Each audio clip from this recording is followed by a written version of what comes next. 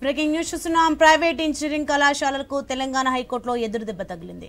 ఫీజులు పెంచుకునేందుకు అనుమతి ఇవ్వాలన్న కాలేజీల అభ్యర్థులను తిరస్కరించింది. ఫీజుల పెంపు కోసం ఇచ్చిన వినతులపై టీఏఎఫ్ఆర్సీ నిర్ణయం తీసుకోవాలని ఆదేశించింది. 6 వారాల్లో నిర్ణయం తీసుకుని ప్రభుత్వానికి ప్రతిపాదనలు పంపాలని సూచించింది.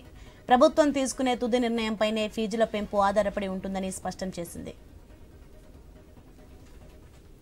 రైట్, ఇది అంశానికి సంబంధించి మరింత సమాచారం మా ప్రతినిధి ప్రవీణ్ ఫోన్ లైన్ లో అందిస్తారు. ఎస్ ప్రవీణ్.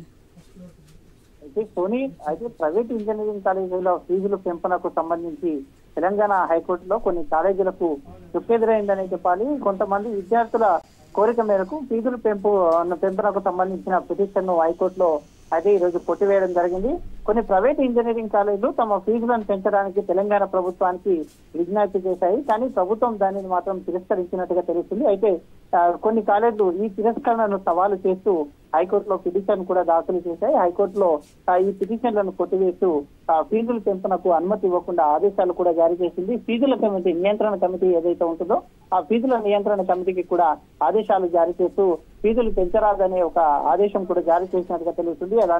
దీంతో ఈ కాలేజీలు తమ పాత ఫీజులనే ఇప్పుడు వసూలు చేయవలసి ఉంటుంది. కొన్ని కాలేజీలలో మొత్తం టోటల్ గా చూసుకుంటే 40,000 నుంచి 1,20,000 వరకు కూడా ఉంటుంది.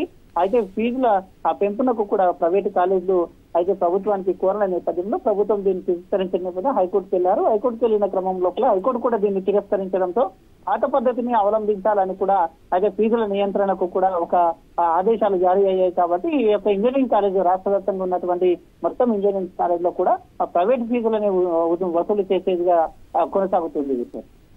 Right, thanks for the information Praveen.